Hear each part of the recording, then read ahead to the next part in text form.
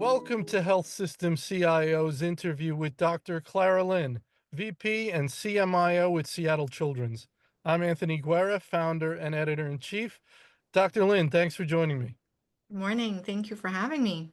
All right, very excited to chat. You want to start off by telling me a little bit about your organization and your role? Sure. I am the Chief Medical Information Officer and the VP of Digital Health and Informatics at Seattle Children's. Seattle Children's is currently a 400-bed hospital with many ambulatory sites. Main campus is in Seattle, and we have reach all across the Pacific Northwest. We take care of the WAMI region, that stands for Washington, Alaska, Idaho, and Montana. And my role is to help oversee and facilitate the interactions between our clinicians and our IT systems. I am a pediatrician and an internist by training. I'm a Peds trained primary care physician here at Seattle Children's. I just practice primary care pediatrics. I still do practice clinically right now, but majority of the time I work on our IT stuff. All right, excellent. Very good. So, I wanted to discuss your AI-powered pathway assistant tool. Learn a little bit about that, how you developed it, what it actually does for the clinicians. Well, obviously, we're always trying to bring up stories that will help your colleagues in other health systems, uh, maybe not make some of the mistakes that you've worked through. Not that you've made any mistakes, but you know what I mean. Some of Yeah, the lessons learned and that kind of a a lot. thing. So let's go with that. Tell me about the AI powered pathway assistant tool, what it does, how it evolved, and then we'll get into more detail from there. Great. This is a tool that we developed in collaboration with Google. And it really initially wanted it's a proof of concept for two different things. So, one, we started this conversation with Google more than a year ago to sort of sat down and started to brainstorm ideas on how generative AI can help in healthcare. But of course, as you can imagine, healthcare's requirement for accuracy is a lot higher than pretty much any other industry. And so we wanted to set out to sort of prove to ourselves whether generative AI can be um, trained is probably not the right word, fine-tuned enough to an accuracy where we can trust it and use it clinically. So that's one thing. The other issue, sort of problem that we decided to leverage artificial intelligence to solve is this issue of the growing amount of medical literature that's out there. So currently, I think the medical literature, if you go to PubMed or Google Scholars, you'll notice that the volume out there just in general doubles every 70 something days. And a physician like myself, every time I see a patient, whether it's in clinic for a sports physical or in the ED for an asthma exacerbation, every decision that I'm making is based on medical knowledge that's either acquired during my training and years of experience or through reading through this medical knowledge. And when I'm reading through all the medical knowledge, it's also not just the fact that I've read a paper, but I also have to critically evaluate for myself whether that's a paper that I can trust. It's a paper that's been validated, and the content is applicable to the patient that's in front of me. So that's a lot of cognitive burden and a lot of work for a physician. But we still Mhm, expect all of our physicians to do that, right? That's like mhm, what we do. That's what we've been trained to do. That's how we take care of our patients.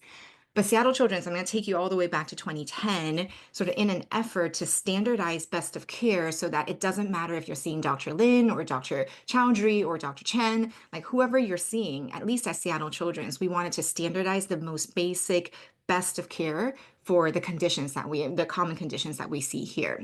So 2010, we started a clinical effectiveness program under our Center of Quality and Safety where they gathered dozens of scholars and physicians and providers who then review the literature out there for a given condition, and mhm, they develop these clinical pathways. So let's say asthma, you would start with someone with shortness of breath, and then it would go, what is the respiratory score? Based on that respiratory score, you would then go down the pathway to see this is how you treat this child or how you diagnose this child. This is what the follow-up should be based on their response to your first treatment, right? And so we developed all these great pathways for over 70 something conditions in the last 15 years. And people use it all over the world. We make it available online.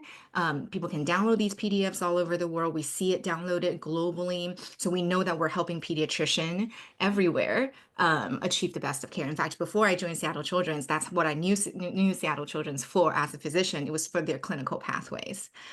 Mhm. Then over the years, over 15 years, we've accumulated about thousands of pages of content for these 70 something conditions. It's great content if you knew which pathway you're using, but then you're still scrolling through the 15 pages of material and pathways to find where your patient currently sits on and then what Mhm. your next step is. Mhm. So this partnership with Google and Pathway Assistant is to layer generative AI on top of it. And this model really is fine-tuned only on our pathways. So it doesn't reference the larger language model. So it's only based on the information that's provided by Seattle Children's pathways.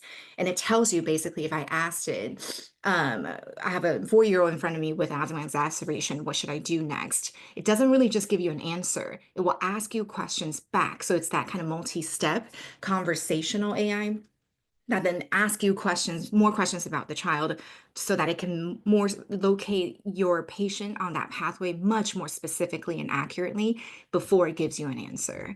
So that's what we've trained it to do. And now the accuracy after multiple iteration is now more than 98%. And it is now at a place where we feel confident that we can use it clinically. And now we're deploying this in the urgent care and emergency room settings. Very good. So just out of curiosity, one of the complexities of healthcare and of delivering care is um, the actual condition of the patient in question, because there could be a million variables on that end, Right. right? So is that work into all this? You know, for example, you could have a 4-year-old patient, but you could describe them based on their condition in 20 different ways. Yes. And does it help the clinician, therefore it's, we know that if you have a 4-year-old patient, here's the pathway with asthma, here's the pathway. But how much context can we give the AI about this particular patient that will help us move forward in the proper direction? Great question. And it's a yes and a no. So the way that we've developed this phase of the pathway assistant is that you have to start with the pathway that you think you need. So a kid shows up with shortness of breath. If you think it's asthma, you go down the asthma pathway. However, as you're asking, pathway assistant more questions about the 4-year-old with shortness of breath in front of you, it will ask you questions back based Mhm, on the pathway. And if it detects that your patient actually doesn't belong to this pathway, then it will actually tell you that. It will say, well, actually, your patient has more of these symptoms, maybe consider a different pathway and not this one. So mhm, that's where we're a little bit shy at making it a diagnostic tool right now, but for all the complexities of medical care, as you can imagine. And so we really wanted to ground this in evidence to see whether Gen AI can be in the clinical setting first before we kind of move on to the diagnostic part. The second thing is some of the pathways in and of themselves actually have diagnostics kind of built into them. So let's say the bruising pathway. So if you have a kid that comes in with bruising over their body in some places of their body, um, you're trying to figure out why the kid is bruising. Is this an anticoagulation issue, or is this an abuse issue, or is this something else? Trauma, right? Accidental trauma. The pathways themselves already has that diagnostic components to it. So then, as you're asking pathway assistant the question, the pathway assistant will take you and give you recommendations on diagnostics, so that you could then arrive at a diagnosis yourself as a clinician with the pathway assistant's guidance. So it's a yes and a no. I can't just tell it fever and cough and tell me what it is, but it mhm. can guide you using our pathways or tell you that it's not on the right pathway. Does the clinician need to input, the information about the patient into this almost as a standalone, or is it somehow integrated with the EHR and it sort of they're integrated? So, here's my patient, um, tell me how to move forward, and it can pull all the information from the EHR, which is probably a long shot. I'm guessing that's probably Yeah, no? We're grappling with that right now. Yeah. If we wanted to, we could, because we have an enterprise data warehouse that kind of allows us to do that. Mhm. But when we first developed this, one is our pathways are a standalone product anyway before we had AI over it. Right. And so a one-to-one almost evolution would be a no integration to EHR. So that's what where we're at today. We don't integrate with the EHR. We also, as we were developing this, we didn't want to kind of have to solve the complexities of PHI and also this sort of validating the clinical accuracy. So we chose to do it as a standalone. And this way, if we do decide in the future share it with other organizations, we don't have to worry about the integration part. Um, but we thought about this. Currently, the pathways actually don't require you to give any sort of PHI about the patient, because if you want Okay. to ask about a 4-year-old with asthma exacerbation, it'll ask you what's the patient's exam sound like? Do they look like they're sick? Technically, you could arrive at that before from the note, but a lot of times as a physician, I'm doing that assessment before I even write the note. And so a lot of that probably doesn't even exist in the EHR yet, or in the note, or in the vital. The vital signs will be in the EHR, but a lot of that probably is still in my brain as I'm trying to formulate a plan. And then when I document, it's usually after the fact. Yeah, so it's real interesting what you just said about how you work as a clinician, right? So you're like, well, we don't really need this, or I wouldn't want to do it this way electronically because that's not how I work. Mhm. So that's why it's so critical to have actual users dealing with the workflow issues, architecting these things, because an IT person wouldn't really have any clue. And then you lay it on top of clinicians and they say, but this doesn't even match at all how I work. Yeah, So, but 100%. tell me about that interaction that folks like yourself have with the pure IT folks, where you're trying to educate them or let them know, well, not quite, or maybe they're making some wrong guesses. And again, that's why you're there at the table. Tell me about that dynamic. Yeah, I think that's why informaticists exist. I think my first and primary job is to be that liaison between the clinicians and the IT folks.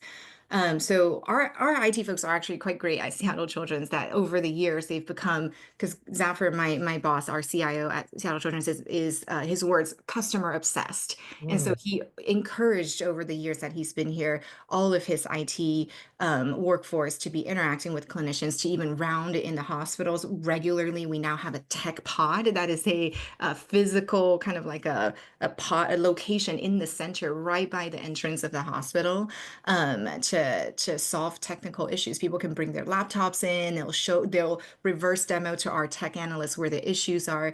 And so we're interacting with clinicians on a regular basis. So over the years, we've gotten really good at that. But still, they're not physicians, they're not nurses, they're not therapists. And so they're not seeing, to your point, when I document immediately after I see my patient, or what my thought process is, or where my clicks are. And that's where a clinician informaticist, whether it's a nurse informaticist or a physician informaticist, becomes really helpful in helping drive workflows. And also, when there is a solution, or when we're proposing a solution to a problem, a lot of times it's not just the technical part, it's also designing the human workflow and processes around it. And I think that's where informaticists are really good at designing that sort of combination of human and technology workflows to make something work and solve a problem. That's what I love about my job. right, right. So customer obsessed, trying to make everyone happy, that can be very challenging. There's lots of specialties, right? There's lots of clinical specialties. So, we can't just solve for one, right? We can't just solve for the cardiologist. We can't just solve for the surgeons. And you may have a group of clinicians that you like loves a certain thing, and the other group says, this doesn't work for me. And then even within that, you could have 80% of the surgeons say, we love this, and 20% say, this is awful. So lots of governance comes into play, right? Lots of getting the right voices at the table, figuring out consensus as much as possible. But we can't hope for 100% agreement. You're never going to get it right. And some folks just they like to complain. I don't know how do you find it best to deal with those issues, move things forward as in a good direction. And then it's like I bribed you to talk about my favorite topic. I promise I didn't prompt you to do any of this. Um, This is great because this is I've been here now at Seattle Children's. Oh, actually, 3 years coming up this month, because it's already May. We This is something that I worked on for the first year and a half of my tenure here. Really trying to find a way to address governance and decision making. That's one thing, and also making sure that we have representation and also support for the different specialties. We have 40, 50 specialties here at Seattle Children's. And so I'll start with the governance and the decision making part. To your point, everybody wants different things, and especially when a workflow or a solution touches one role, but it impacts either negatively or even more positively for the other for another role, then who is to make that decision? In the past, when we first came out of the EHR, so we implemented Epic in 2020, we didn't really have a formal governance in place because what we focused on, and as do every organization that is going through implementation, is really creating content, right? Creating content, moving old EHR over to the new HR and stabilization. Governance kind of moves us out of stabilization really into optimization. And so what we created is a layer of governance that looks at ambulatory informatics and IT for the EHR. Really, we call it the ambulatory EHR governance. And then there's inpatient EHR governance, there's peri-op EHR governance, and then there's something what we call integrated, which oversees solutions and tool functionalities that cross these boundaries. So not Mhm. exactly ambulatory, or maybe both ambulatory and peri-op. Surgery clinic, for example, functions in there will touch both ambulatory and peri-op. And so those decisions go to this integrated EHR governance. And intentionally, what we've done is this group is co chaired by a nurse informaticist, a physician informaticist, and an IT applications manager. So these are like the experts in these tools. But then the makeup of the committees is where it gets really interesting. So we have nurses, physicians, administrators, so back office, front office people representing those folks. In the peri-op one, we even have circulatory nurses and other peri-op staff represented on the council. And then we also have privacy, compliance, legal, that and our medical records groups and our rev cycle groups. The other ones are more ad hoc, like research, for example. So we just have a group of stakeholders that could be potentially touched by the EHR in any way, and they'll Mhm. come in, they'll listen to a problem or a new functionality that we're trying to deploy, and then they'll think from their own perspective how this is going to impact their workflow, because we may not think that something will impact rev cycle, for example, because we don't think that far as physicians. But then once we present the issue here and the solution, they'll say, well, actually, we'll hold on a second, this is not going to bill right. And then we'll go back and fix it, right? And so that governance has been so helpful. We have now been in existence for about a year and a half, and it's just solved so many issues, made so many decisions, and they're also the ones to communicate and help us with change management. And so I really think that the governance has been key to helping our EHR move forward so quickly in the last year and a half. The second half is the engagement, particularly physician engagement. Like you said, we have different specialties. Orthopedics may want different things from ENT, may want different things from ophthalmology, even just within the surgical divisions. Endocrinology and rheumatology may want different things, even as ambulatory services. And endocrine inpatient may be different from endocrine outpatient, right? And so there's so many different things that are so complex in a running of a hospital system. And so, most organizations also have this when they're implementing Epic. They will have a group and pay a group of doctors to do what they call SME, so subject matter experts. Mhm. And so we did have that, like most places, a group of 40 something physicians that were running around the hospital trying to figure out how Epic is going to work for them. They're the Epic user champion users or super users. They're also creating smart sets, smart phrases, and all that. But then moving out of that implementation stabilization phase, they've sort of lost that content creation description of their job. And so now the hospital also lost track of what they're supposed to be doing. So now we're paying and spending a lot of dollars on a group of really expensive resources, our clinicians, to do subject matter expert, but we're not really leveraging them in that way anymore. IT isn't leveraging them in that way anymore. So Zafra and I basically redesigned that program. and created a much smaller and cheaper program where we only fund 10 to 12 providers that we call ESOPs or ESOP, so EHR Support Optimization Program.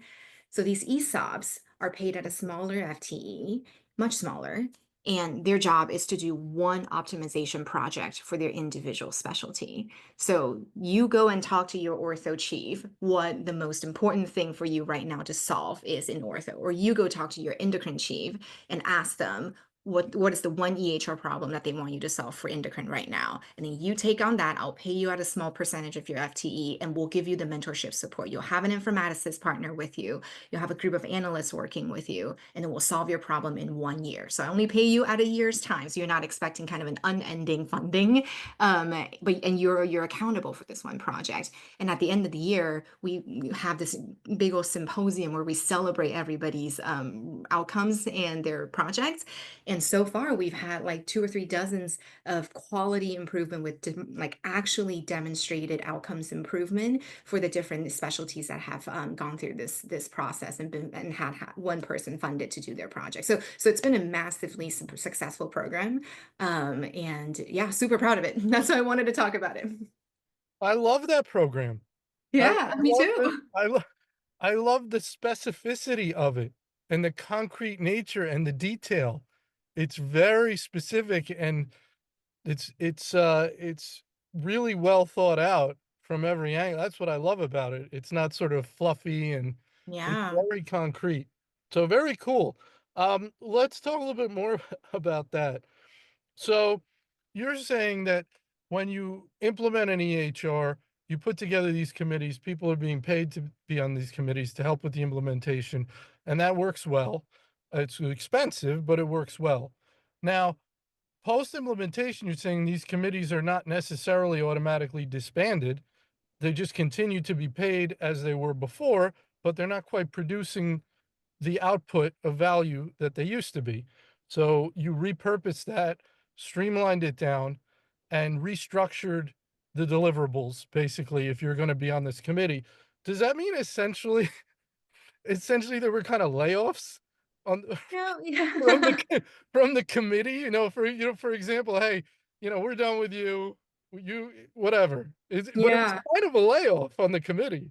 Yeah, I think that if you think about it that way, yeah, but, that these are all sort of full-time or otherwise clinically active providers. Sure. They're still Yeah. in the organization.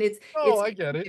they're clinical FTEs. No, sorry, the non-clinical FTEs that are IT driven in the past are now whether they're doing this new, they're participating in this new program or they're doing other things for their division. But you're right. So essentially, we've basically said we're going to stop paying you from IT for this amount of your time. The reason why we structure it's exactly to your point. We don't want people to feel like they're being laid off or canceled, at the end of their project in the new era with this new program. And Mhm. so we very deliberately said that this is a 1 year tenure. You're basically applying for a 1 year grant essentially from Right. FTE. And we're giving you this pocket of money that is equivalent to your 10% FTE for 1 year, and then it ends at the end of on 6/30/2025. And on that date, the starting 7/1, you're not working for IT anymore, but Right. up until 6/30, you have this obligations with us. And it's very specific, and it's not just you're not just come to a meeting and tell us what you think. Like, you've Right, got exactly. deliverables you have to deliver. Now, I assume at the end of that one-year program, um, do you have it's like a sports contract, like the option to renew? So if Doctor Smith, wow, man, did she deliver? Like, what a beautiful program she ran and she delivered. Do you have the option to renew and maybe give her a different task and say, "Hey, here's another possible one-year contract. You did so great." Yeah. So we've had a few people renew after 1 year, and that, to your point, it was really because the project that they created in their first year became so massive and so impactful in the organization that we decided to expand it to the Mhm. next year. So, for example, we've had a physician that created a population health management for a specific disease in their specialty, and that that manage their population so well. Now they want to expand what they can do for these kids, proactively using the healthy planner registry that she created. And so now we gave her a second year to continue to work on that. Same thing with our endocrinologist who created this tool where she actually, I'm going to go into a little bit of detail because it's pretty cool. She a lot of our kids with diabetes prior to the start of the school year have to get a letter signed by a physician saying this is how much insulin you need to administer to me during the school day. So those school letters usually come in as a rush in August because to Mhm. prepare for the September school start, and our physicians, our nurses typically drown in these letter requests during that 1 month before school because everyone's rushing to get that letter in. So what she created is a system where it proactively reminds the patient between June and July so that we're Mhm. spreading that out. And so now over the last 2 years, so she did it for 1 year. And we already saw immediately in that one summer that she piloted her program, there was some flattening of that curve. And then now we gave her a second year to continue to refine that program. And now this over the last 2 years, she's really seen a flattening of the in-basket burden for the clinicians. And so I just thought that was really cool. So that's another example of something that we gave a second year to, but they all have to apply again. So we make it super fair. So everybody has to apply for the program, and our acceptance rate is about 50% because we have so much interest. And so these people that I want to love it. continue, yeah, are these people that want to continue their program, they also have to apply, and we select their application as we would with any new applicants too. Yeah, and I don't know how widespread the paying of clinicians, existing clinicians to help with informatics things is. It may be pretty widespread with an EHR implementation, as you said, but this is beyond that, and it makes a lot of sense. I mean, you don't want to just rely on who wants to volunteer their time, and because then, hey, I'm busy today. I can't Yeah, do it today. exactly. So that's tough to rely on that volunteer to make it much more of a formal program where now you actually have your pick, so to speak. You have more applications than you can award. It changes the whole dynamic. And it really sounds to me like it'd be tremendously effective. And they're so engaged, Yeah. so engaged. And in fact, we've demonstrated the success for this, and this I feel like is like the holy grail. Some a little bit we're getting there. We've demonstrated the success for this program so much that even clinical division leaders are wanting to pay for their own physicians now. So IT doesn't have to pay that small percentage. They're wanting to pay for it if we didn't select them to be in the small group of 10 or Wow. 12. And so this is becoming a pretty engaged, like Oh, we're really engaging the physicians and the clinicians in this process. great stuff. Very cool. Very cool. Um, so we talked a lot about governance. A question about governance. Governance is great. We want to hear from everyone. We love committees. They're good. Um, my concern, and I think what can happen a lot, especially in healthcare, is the ball doesn't get moved forward. We have plenty of discussions. Everyone gets their input, but there's always a reason to have another meeting. There's someone who didn't show up, who's a crucial voice, who needs to be heard. There's a risk. There's a concern. How do you keep these things from dragging on and not getting action associated with them? How do you do that? Yeah. I think we are very mindful about that. People worry that it sort of dies in committees Right. or in the bureaucracy. And so we ask our chairs for each of these EHR committees to meet and do a prep about a week or two before the governance committees meet once a month to make decisions. And so these EHR leads chairs meet about a week or two before, and they review sort of the agenda or the items that need to be decided on. Yeah. And between them, if they feel like there's an urgency that cannot wait another 2 weeks for the committee to meet, then they will decide that by email with a committee member. So that's one way that we've tried to help with the speediness of the process. We haven't had to do that quite a bit as much though, to be honest with you, because most of those decisions are not super urgent. I will also say that Seattle Children's has different ways of making decisions. One of them is a consensus model where everybody has to be a plus two, or everybody has to be a champion for it before we would agree. We've noticed very quickly in the first meeting or two that that model slows things down and makes it very hard for people to decide if we're waiting for everybody to be feeling comfortable or positive about it. And so now we vote and decide by majority. And so if the majority of the people on the committee decides that it's a go, we're going to go, and we're going to, if there's some hesitancy or really strong oppositions, then of course, like the strong oppositions, what we've done is ask them to basically hash it out with the committee. We initially started out with an anonymous voting scheme, and we also quickly decided that it's hard to talk about your concerns if you're anonymous. And Hmm. so we ask everybody to vote non anonymously. And we then say, if you have a strong opposition or hesitancy about this, we want to hear it because we invited you to the committee because we value your opinion. And so everybody sort of hashes this out. And sometimes that person's opinion will sway the committee to all vote no, and sometimes it doesn't. The committee will sway that person, but either way, we still ultimately end up with a majority, and we'll just go with the majority vote. Sounds like jury deliberation, Exactly. you know? Exactly. Yep. But listen, it's so simple, but Yeah. it's so brilliant. It's like we're all on the committee. If you're again, we're gonna vote, right? Now, if you're gonna be a no, here's your opportunity to say why. So before we vote, say why. I'm Yeah. gonna vote no because. Okay, everybody heard you. Everybody heard everybody's concerns. We're going to vote before the end of the meeting, and the decision is gonna be made. Now things move forward. Decisions are made. But if we always, want to talk about it more, or, let's table it, or again, Joe or Sally couldn't make this meeting. That to me, probably one of the most frustrating things. If one of the people, or one of the voices, one of the votes that need to be at the meeting, they can't make it today. Okay, well then what's the point of having the meeting today? Oh, Exactly. let's reschedule. It's going to be 3 weeks from now before everyone can get together. Yeah. On and on and on. So, these are the things that can happen. It's interesting. Any more Yeah. thoughts about that?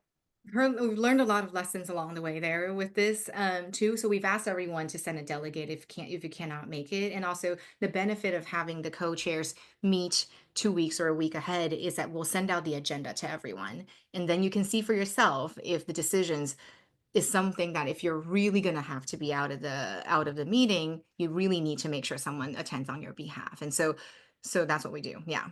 I love that. Now, the person who attends on you, I forget the word for it, might be plenary powers. It's gotta be someone who can vote, right? Yes. You can't just send someone in your place and, "Well, I can't vote," even though I'm here. It's gotta Yes. be someone who can vote.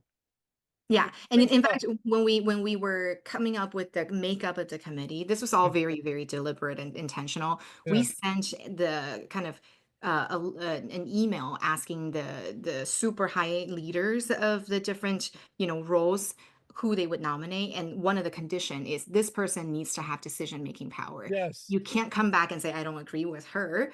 By nominating her, you're going to Right. back her decisions up. Now, am I crazy, or is this a big part of being effective in a health system, in IT?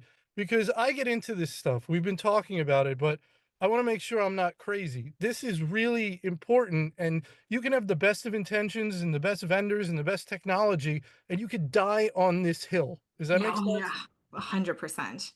100%. To me, this was how we were able to move our systems forward in the last year. I mean, a lot of our stakeholders that were not even close to understanding how IT works, they come to these committees and they tell us like this is like the best meeting that they go to because we get things done. We just like make decisions and get things done. Does that come from Dr. Chaudhry? I mean, is that I mean, everything comes from the top. So you figure Right. it's all coming from the CEO, uh, you know, and it filters down from there. But as far as this discussion, if the person at the top doesn't have these beliefs of this urgency to move things forward and takes a much more of a, we want everyone to be happy. I don't want to get any phone calls where anyone's upset. Right. Yeah. So Yeah. therefore, you know, Dr. Lin, so and so's upset. Why are they upset? I don't want to be getting these calls. And then you go, all right, well, I guess I can't push things forward because so you see what I mean? You need that support at the top. to have the confidence to say, "Yeah, we heard your objections, but based on the vote, we're moving forward." So it's a cultural approach to the pace at which we want to move things forward and get business done. Your thoughts? 100%. And Zafar honestly is that leader that will back his people up.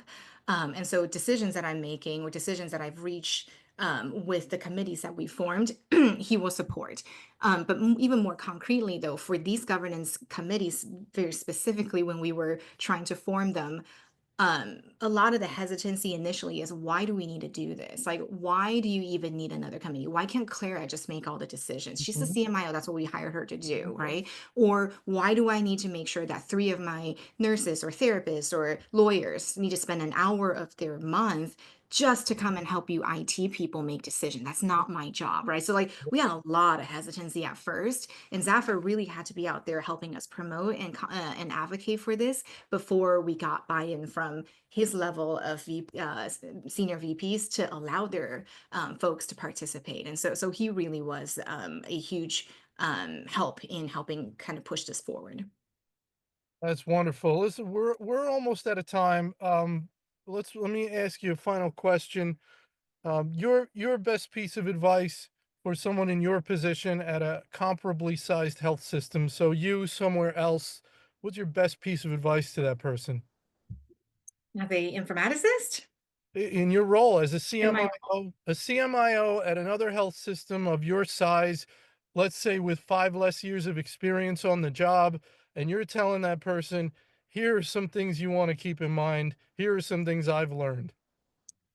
I think the biggest piece of advice that I would think right now is to uh, continue to focus on the human in the center of your design, whatever it is that you're designing. So, our role as a CMIO over the years have evolved very quickly. So, we started out as doctors that are really good at computers to doctors that can design workflows and design IT solutions to now strategizing for hospitals on how we expand, how we grow, how we reach more Mm. patients, how we innovate and advance clinical care. The technologies that we deal with are also evolving so quickly, particularly with artificial intelligence. And there's just so much that you can do. And sometimes you get lost in all of this, right? Like you're thinking about the system, you're thinking about the organization, you're thinking about how to use this cool AI in front of you with computer vision, right? There are all these great things, but then a lot of times I really have to remind myself to come back to the core. And what we're designing is for the physician at the center, the clinician at the center, or the patient at the center of that Mhm. design. And so I think it's really important to always ground yourself to that, whatever you're designing and whatever you're working on. Fascinating, wonderful, amazing. I've really, really enjoyed this, Dr. Lin. This was wonderful. You work for one of my favorite people, Yeah. Dr. Zafar Chaudhry. He's great. It's a great organization. So I want to thank you so much for joining me today, and I hope I can catch up with you again down the road. Thank you so much. It was so great to chat with you. Have a wonderful day. Bye.